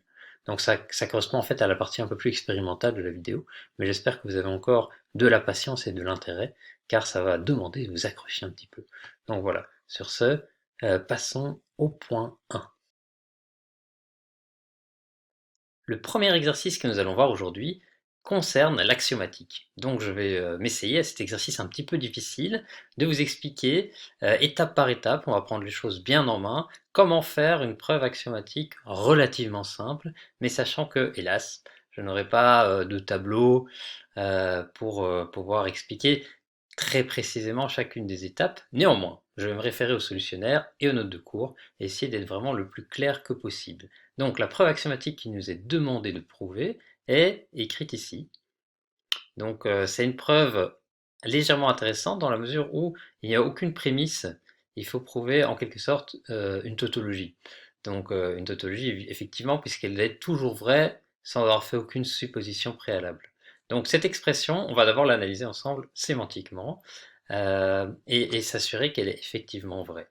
Donc elle consiste à dire que si un certain élément P implique non P, alors on a non P. Donc par exemple, si avoir le coronavirus implique de ne pas avoir le coronavirus, alors la seule possibilité pour rendre ça vrai est qu'on n'ait pas le coronavirus. Et c'est assez évident si vous vous souvenez de la définition que j'avais rappelée dans la séance précédente de ce que c'est l'implication formelle. Une implication formelle ne peut être vraie que si l'antécédent est faux ou l'antécédent est vrai et le conséquent est vrai. Or, on ne peut pas avoir ici l'antécédent et le conséquent qui sont vrais simultanément, puisqu'ils sont contradictoires. Donc la seule possibilité, c'est d'avoir l'antécédent qui est faux. Mais avoir l'antécédent qui est faux, c'est avoir non P. Donc on comprend bien, d'un point de vue logique, que pour que ceci soit vrai, il faut nécessairement qu'on ait non P. Une autre manière de voir la chose, c'est que pour que l'implication de son ensemble soit vraie, il faut que ceci soit faux, puisque l'implication est vraie si l'antécédent est faux, et pour que ceci soit faux, il faut qu'on ait ceci qui est faux, donc non P. Donc c'est complètement analogue. À partir de là, vous avez compris pourquoi c'est vrai sémantiquement, on va le montrer syntaxiquement. Et on vous propose de considérer la preuve suivante. On verra dans le cours de l'exercice qu'en fait il y a une autre manière de prouver cette relation, mais nous allons d'abord considérer celle-ci. Donc cette approche consiste à utiliser la preuve par hypothèse. Donc effectivement, ce qu'on observe, c'est qu'on n'a aucune prémisse, donc on ne peut pas, à l'étape numéro 1, écrire tout simplement la première prémisse, et puis à l'étape numéro 2, écrire la deuxième prémisse. Non, non, non, comme on n'a pas de prémisse, le feeling, donc l'expérience, vous enseigne qu'une bonne manière de faire est d'utiliser le principe d'hypothèse. Donc tout d'abord, qu'est-ce que c'est le principe d'hypothèse? On va le revoir ensemble dans les notes de cours. Donc un principe d'hypothèse, il est défini à la page 36-37 si je me souviens bien. C'est possible ça? Voilà, exactement. Donc preuve hypothétique. La preuve hypothétique, elle est écrite ici. Donc si un certain B implique un certain C, alors vous pouvez écrire en fait que B implique C est une tautologie. Donc si vous voulez, c'est un principe qui va nous permettre de passer d'une relation déductive utilisant ce symbole syntaxique à une implication utilisant le connecteur logique qu'on connaît bien. En d'autres termes, ça veut dire qu'il y a une équivalence entre une déduction syntaxique et une implication logique. Donc j'espère que ça vous paraît relativement clair. Alors il y a ici la preuve dans le cas généralisé qui utilise une approche par induction. Donc ça nous renvoie au premier TP qu'on a fait. Je vous demande de la lire et de la comprendre, évidemment. Normalement, c'est l'objet du TP théorique, étant donné qu'il ne va pas pouvoir être donné, je ne peux pas vraiment y pallier, mais l'essentiel c'est que vous compreniez bien l'idée. Donc si on arrive en fait à faire une démonstration telle qu'on part d'un certain élément B, et à l'issue de la démonstration on arrive à une ligne qui contient C, alors à la ligne suivante on peut tout simplement écrire que ce B implique ce C. Ça c'est ce que ça nous dit. Et donc concrètement, ici c'est bien ce qu'on va utiliser. On va en fait supposer que P implique non P, c'est-à-dire l'antécédent ici est vrai. Donc c'est pour ça qu'on met entre parenthèses que c'est une hypothèse. Et puis à la dernière ligne, on va essayer d'arriver à, ici à l'avant-dernière ligne, pardon, à non P. Et donc on suppose ça, et puis on fait un développement en utilisant notre supposition. On arrive à non P, et alors on pourra conclure avec la preuve d'hypothèse qu'effectivement l'expression est vraie. Donc comment on fait? On commence par supposer P implique non P. C'est notre hypothèse. Ensuite, on va poser P implique P en utilisant la réflexivité de l'implication. Donc souvenez-vous, la réflexivité de l'implication, elle dit simplement que toute formule donnée implique elle-même. Et ici, on décide d'utiliser comme formule P. Donc P implique P. Ensuite, on va utiliser ici le raisonnement par l'absurde sur les deux lignes précédentes. Puisque si effectivement notre hypothèse, c'est que P implique non P et que P implique P, alors on ne peut pas avoir P, puisque P implique une chose, non P, et son contraire, P. Donc il faut qu'on ait non P.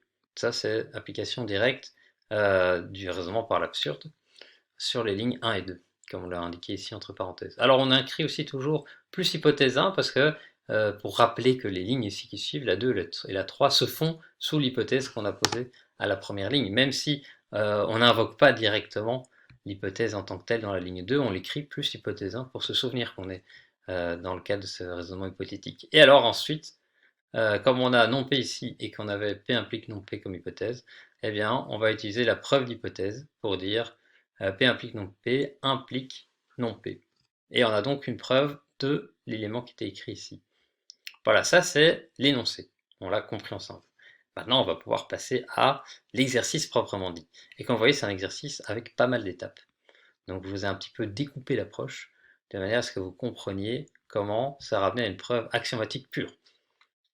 Évidemment, vous pourriez utiliser votre feeling et vous dire, bon, est-ce qu'en utilisant uniquement les axiomes, sans faire référence à la preuve d'hypothèse, à la réflexivité d'implication et au raisonnement par l'absurde, est-ce qu'on ne pourrait pas se ramener, en fait, in fine, au résultat voulu?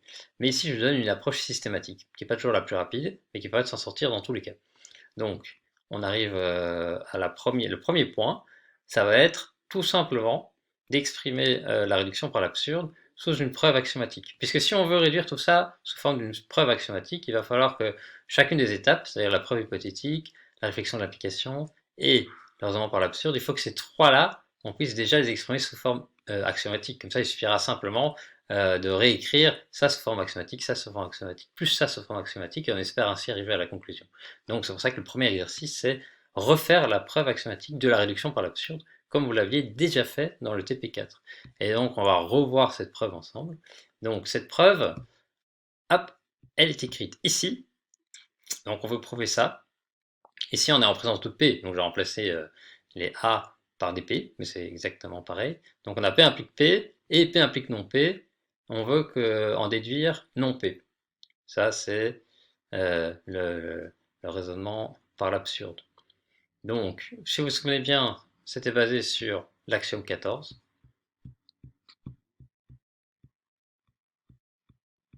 L'axiome 14 qui est ici, A implique B, implique A implique non B, implique non A. Sauf qu'ici, on va remplacer les A et les B par des P.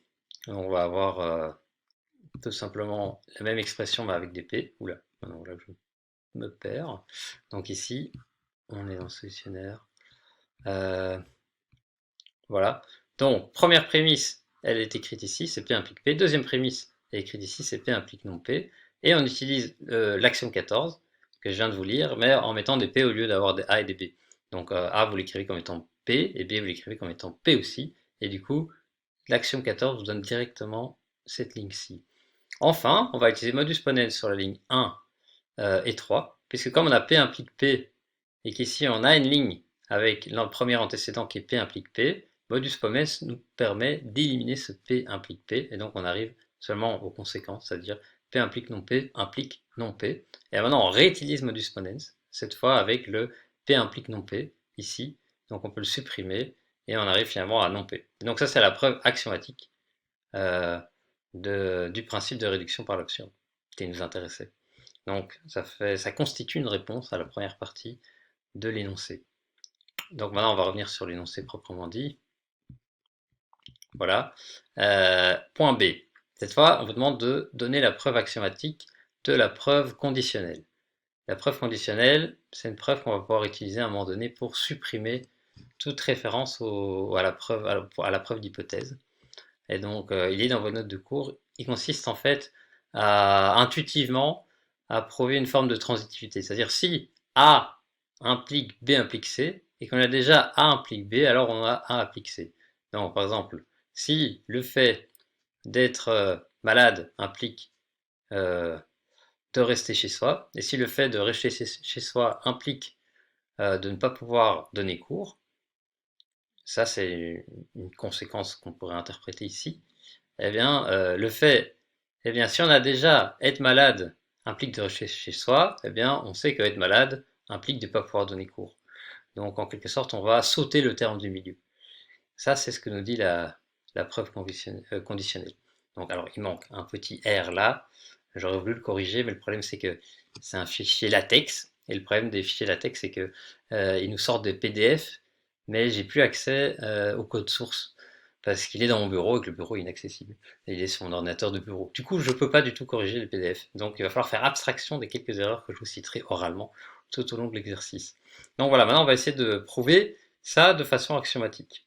Et pour ça, en fait, il faut essayer de comprendre à quel axiome ça rapporte précisément l'expression qu'on a ici. Et pour ça, on va essayer d'aller les retrouver. Hop, intuitivement, on peut se dire que ça va correspondre à l'axiome 2. Bon, alors pour moi, c'est peut-être intuitif, pour vous pas, mais essayez quand même de vous dire, est-ce que ça ne correspondrait pas à l'axiome 2? Parce qu'effectivement, on a A implique B implique C, donc ça correspond un peu à notre prémisse. Et puis on a ici A implique B implique A implique C. Donc on se rend bien compte que c'est l'expression, cet axiome, de la preuve conditionnelle qu'on essaie de démontrer.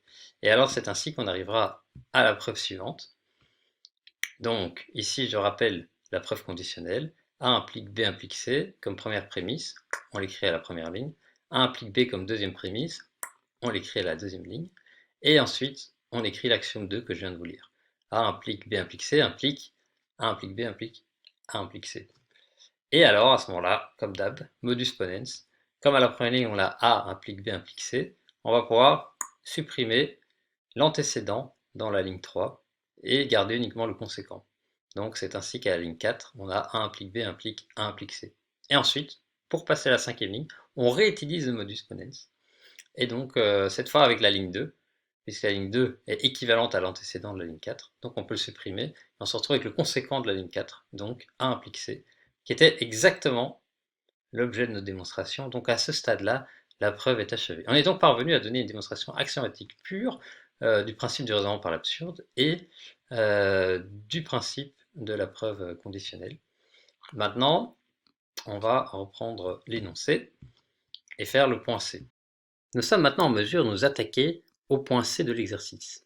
Donc ce point C, il nous propose, en utilisant ce qu'on a déjà vu, c'est-à-dire la preuve axiomatique de la preuve conditionnelle, de donner une preuve axiomatique pure de ce cas particulier de la réflexivité de l'implication, à savoir P implique P. Pourquoi est-ce qu'on veut faire ça au point C? Parce qu'en fait, on veut tout simplement être en mesure d'écrire la deuxième étape du raisonnement donné dans l'énoncé de façon axiomatique pure. Donc on voudrait que ceci, on puisse écrire de façon axiomatique pure. Donc, pour y parvenir, le mieux est déjà de se demander, pour écrire ça de façon axiomatique pure, ça a l'air assez simple, hein, c'est une formule P qui implique elle-même, mais comment est-ce qu'on fait déjà la démonstration de façon non axiomatique? Et alors pour ce faire, je vous invite simplement à prendre le syllabus, page 36, réflexivité de l'implication. Au lieu d'avoir des P, ici on a des C, mais c'est complètement pareil, ça représente une formule quelconque. Et donc ici, une formule quelconque implique elle-même. Donc comment est-ce qu'on démontre ça? Vous voyez dans la démonstration qu'il y a deux éléments majeurs qui interviennent. d'une part une référence à 2 reprises à l'axiome 1, et d'autre part la preuve conditionnelle qu'on a déjà montrée au point B. Donc que dit l'axiome 1? Il est ici. C'est en fait le plus simple de tous les axiomes. Il dit que si on a A, ça implique qu'on a B implique A. Parce qu'à partir du moment où on a A, on peut le mettre dans une relation d'implication avec n'importe quel antécédent.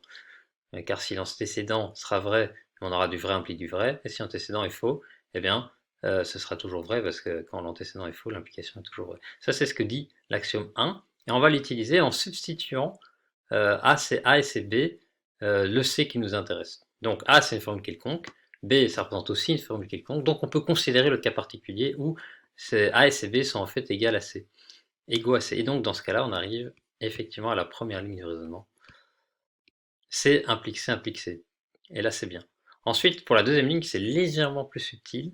On va réutiliser l'axiome 1, mais cette fois, A, on va le remplacer par C. Et le B qui était là, on va le remplacer par C implique C. Donc, pour que ce soit bien visuel, on peut vite reprendre cet axiome 1. Le A ici, on le remplace par C. Le B, on le remplace par C implique C. Et le A, ça restera effectivement C. Donc, on se retrouve ainsi à la deuxième ligne. Voilà. Maintenant, pour obtenir la conclusion, on invoque la preuve conditionnelle. Donc la preuve conditionnelle, comme on l'avait dit au point B, ça consiste simplement à dire que si on a une chaîne de raisonnement avec un premier élément qui implique un deuxième élément, qui implique un troisième élément, et qu'on sait par ailleurs qu'on a déjà l'implication entre le premier élément et le deuxième élément, eh bien on peut tout de suite écrire le premier élément implique le troisième élément. Et donc comme le premier et le troisième sont des C, on obtiendra effectivement C implique C. Qui est la conclusion attendue. Donc en utilisant deux fois l'axiome 1 et la preuve conditionnelle, on arrive à la conclusion. Du coup, tout ce qu'il faut faire pour avoir ça sous forme axiomatique pure, c'est évidemment prendre des P au lieu d'avoir des C pour correspondre à l'énoncé, mais ça c'est très simple, et écrire la preuve conditionnelle sous forme axiomatique pure. Or, c'est ce qu'on a fait au point B. Donc en fait, on va juste écrire l'axiome A, l'axiome 1 sous cette forme-là, puis l'axiome 2, et puis ajouter les lignes qu'on avait déjà dérivées au point B qui correspondent à la preuve conditionnelle dans le contexte qui nous intéresse. Et pour ce faire, donc, on arrive alors au point C qui est ici. Donc on veut prouver la réflexivité de l'implication. Petit p implique petit p. Eh bien en première ligne, on écrit l'axiome 1, p implique p, exactement comme on avait dans le solutionnaire. En deuxième ligne, à nouveau l'axiome 1, mais avec cette fois p implique p. Donc ça correspond exactement à ce qu'on avait dans le solutionnaire, si ce n'est que dans le syllabus, pardon, si ce n'est que les C sont devenus des P.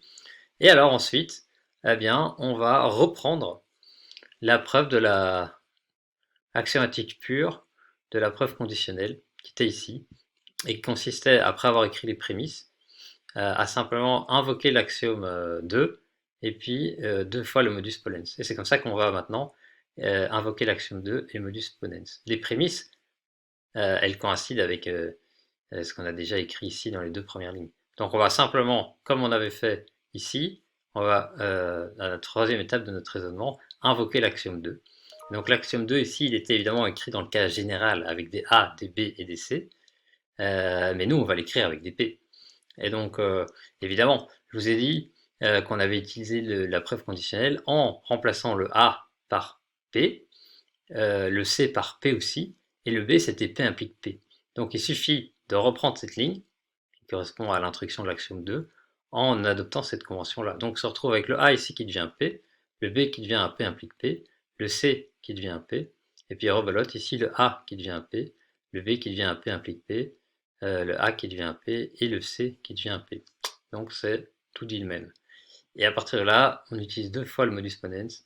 Donc modus ponens entre la ligne 1 et 3, ça va donner la chose suivante, que P implique P, il se trouve que c'est déjà, donc, pardon, P implique P, donc la ligne 2, c'est déjà l'antécédent de la ligne 3, donc on peut tout simplement supprimer et se retrouver avec le conséquent de la ligne 3 uniquement.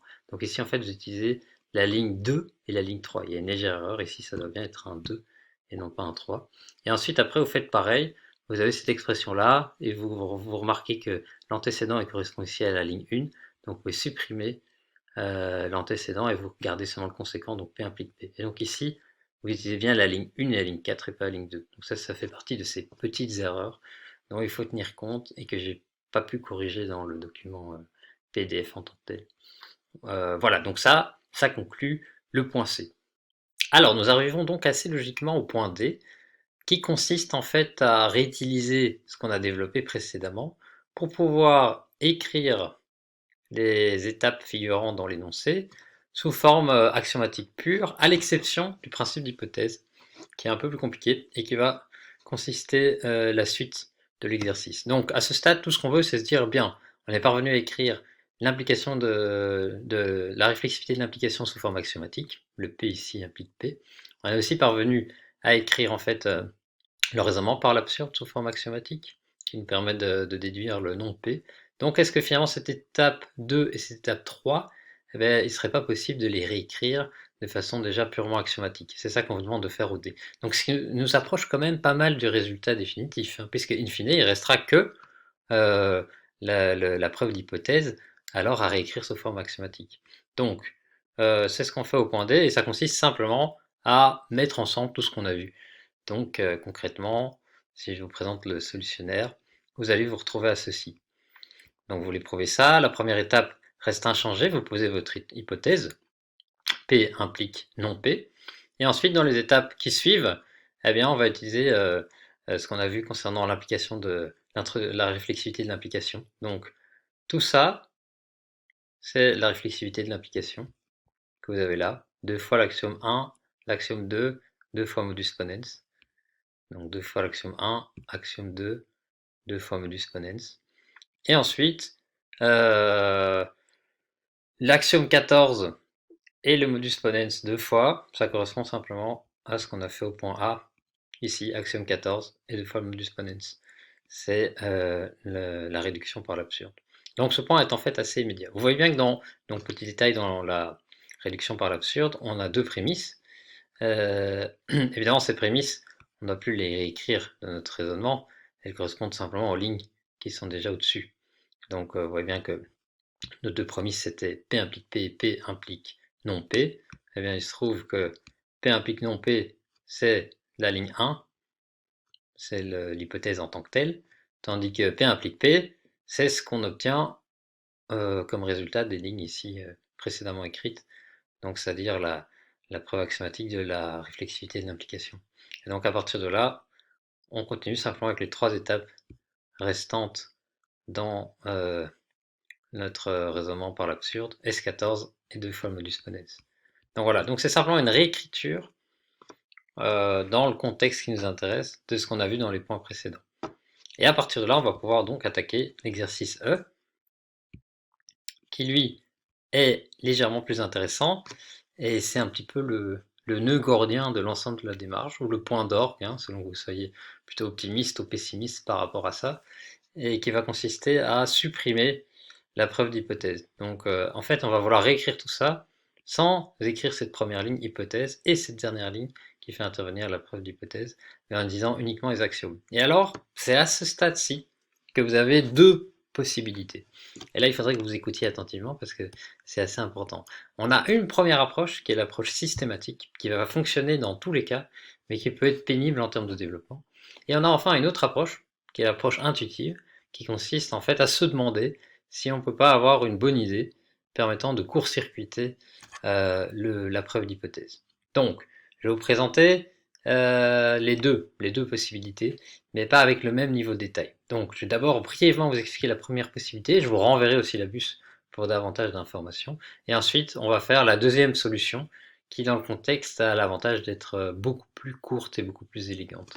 Donc la première approche, elle va consister en fait, plutôt que d'écrire l'hypothèse ici, et puis d'utiliser la preuve d'hypothèse, de simplement utiliser l'implication, la réflexivité de l'implication. Donc votre hypothèse P implique non P, vous allez écrire P implique non P implique P implique non P. En fait, vous écrivez simplement l'hypothèse implique l'hypothèse.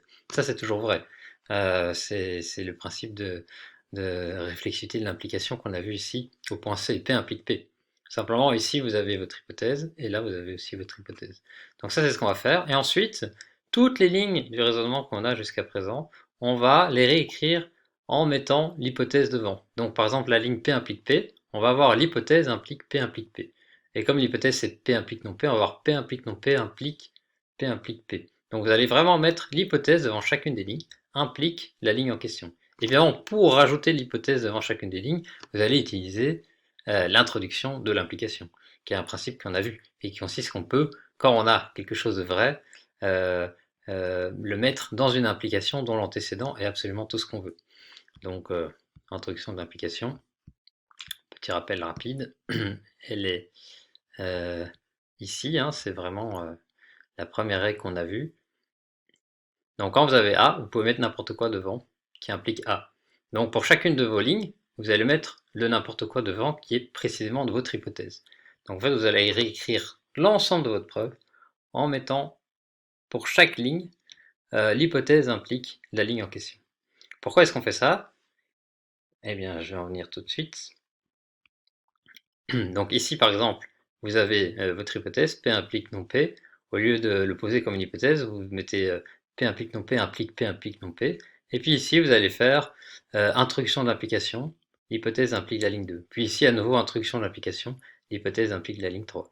Puis à nouveau, l'introduction de l'application, l'hypothèse implique la ligne 4. Donc en fait, vous allez doubler toutes les lignes de votre raisonnement. Et de cette manière, quand vous arriverez à la fin, vous pourrez utiliser, au lieu du modus ponens, la preuve conditionnelle. Puisque à la fin, ici, vous aurez l'hypothèse implique non P, et vous avez ici l'hypothèse implique l'hypothèse, et l'hypothèse implique non P. Mais la preuve conditionnelle permet de supprimer le terme intermédiaire du raisonnement. Donc si l'hypothèse implique l'hypothèse qui à son tour implique non P, vous avez l'hypothèse implique non P. Et donc l'hypothèse c'est P, c'est ceci.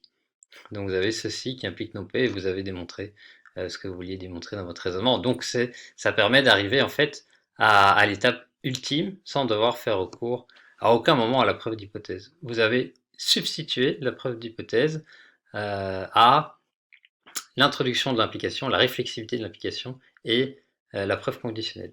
Il faut aussi savoir que dans cette approche, vous n'utiliserez pas modus ponens beaucoup, enfin vous l'utiliserez, mais à chaque fois que vous aurez modus ponens qui intervient, vous faudra aussi utiliser la preuve conditionnelle. Donc concrètement, vous doublez vos lignes et vous mettez l'hypothèse comme antécédent d'une implication comprenant chacune de vos lignes et avec une intervention de la preuve conditionnelle à chaque fois que vous voyez ici un modus ponens. Ça, c'est l'idée générale. Pour pouvoir en apprécier les détails, je vous renvoie au syllabus, ici, et en particulier aux lignes figurant à la fin du chapitre, voilà ici, où il applique exactement cet exemple dans un cas fictif, et il se retrouve alors à ceci.